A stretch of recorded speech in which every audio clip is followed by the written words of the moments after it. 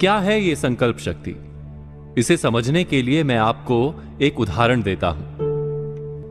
हम अपनी कल्पना से कोई योजना बनाते हैं। वो योजना वाकई बहुत काम की होती है।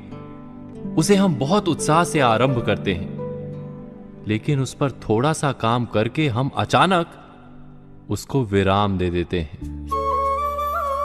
ऐसी अनेक आधी अधूरी योजनाएं आपके पास भी होंगी, जिन्हें आपने पूरे जोर शोर के साथ आरंभ तो किया, लेकिन उसे उसके परिणाम तक नहीं पहुंचाया। और पूरी कल्पना, पूरी योजना एक नाकाम सोच के रूप में सामने आती है। आपने कभी विचार किया है कि ऐसा क्यों होता है? ऐसा मात्र कार्य में संकल्प शक्ति के अभाव के कारण होता है। हम कार्य आरंभ करते समय अपनी संकल्प शक्ति पर विचार नहीं करते। भावुकता के साथ काम का आरंभ तो कर लेते हैं, लेकिन उसको निरंतर संचालित करने की क्षमता पर विचार नहीं करते। यही नहीं, हम उस काम में अपनी रुचि, दक्षता और कौशल्य पर भी विचार नहीं करते। बस कल्पना अच्छी लगती है और हम उस काम को करने का निर्णय कर लेते हैं।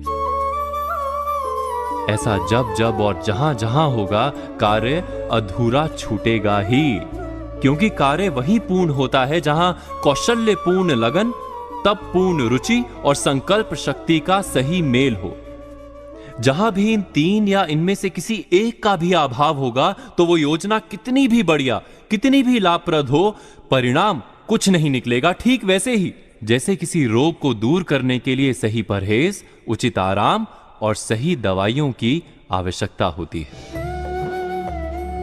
आगे से किसी भी कार्य के आरंभ के पहले अपनी संकल्प शक्ति, लगन और रुचि पर अवश्य विचार कीजिएगा। आप निश्चय ही हर काम में सफल होंगे। आधी अधूरी योजनाएं कभी आपके हिस्से में नहीं आएंगी।